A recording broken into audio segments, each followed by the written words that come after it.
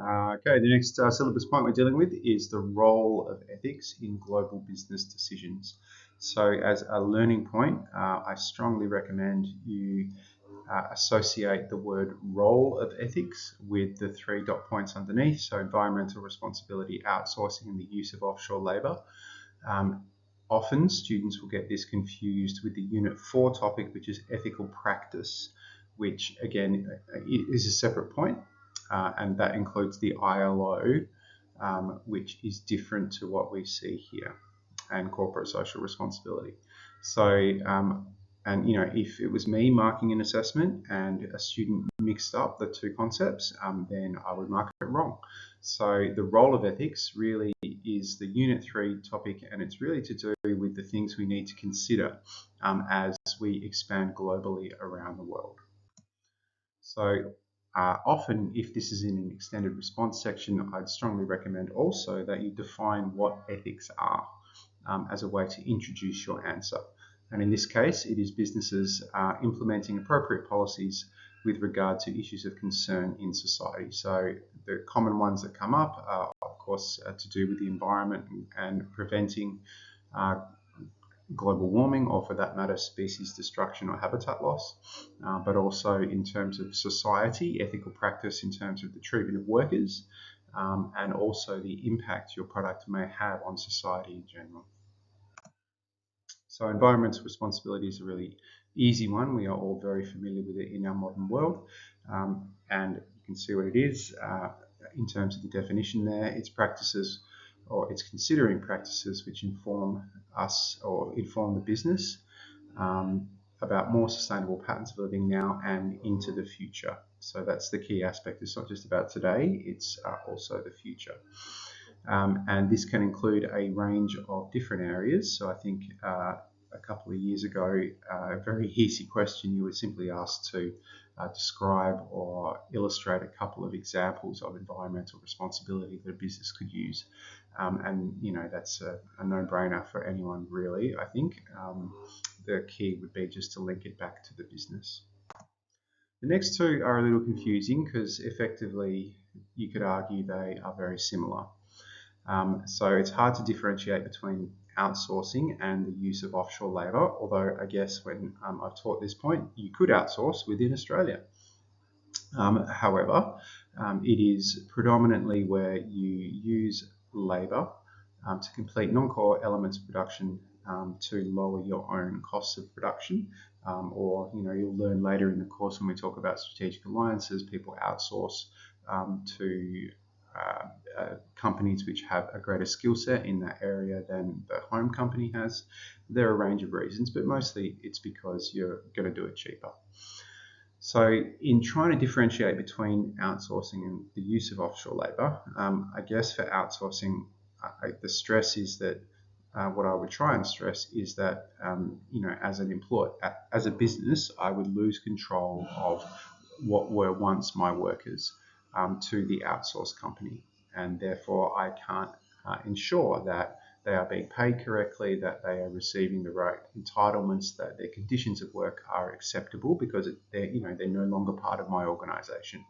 So to ensure or to consider the role of ethics in outsourcing, if I'm considering outsourcing as part of my practice, then I really need to make sure that the company that I outsource to follows the same ethical standards that I do, and the values of the outsourcing company meet local standards and are similar to my own.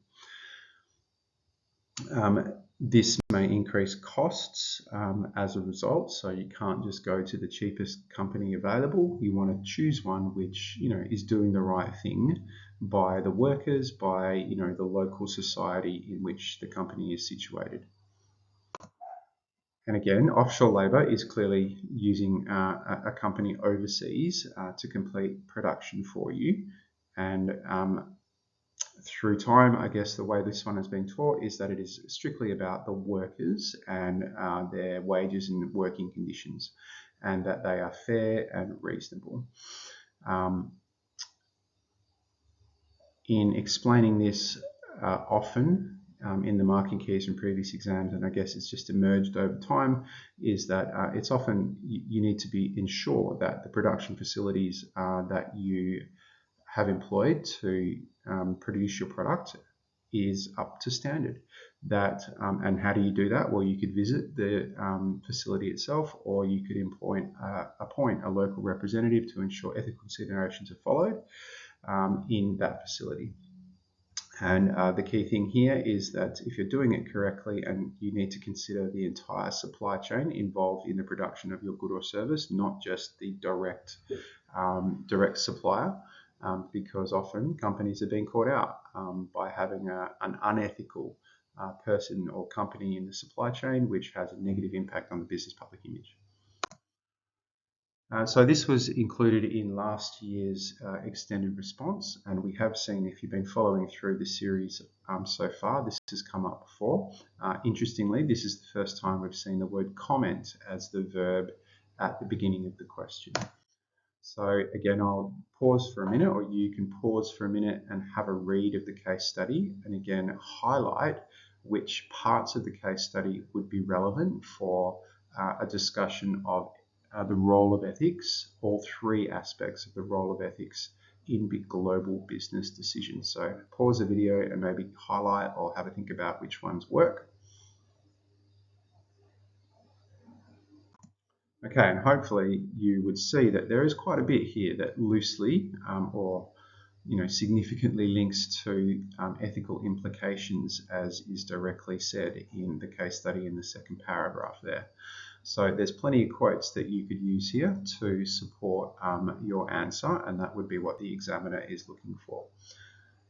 So moving on to what would be a model answer.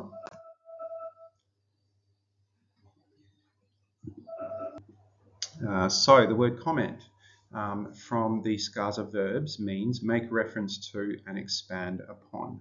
So in this case, the three colours you can see in the model answer. So first of all, we want to define what outsourcing is in the context of the role of ethics. Then we want to explain or expand upon what we need to consider when outsourcing production overseas and to a company with lower wages.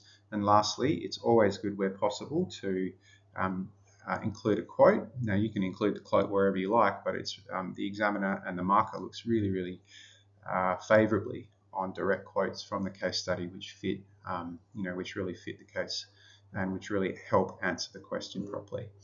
So there's your model answer for outsourcing. I haven't done it for all three because I think outsourcing is definitely the trickiest one of the three. So I hope that helps.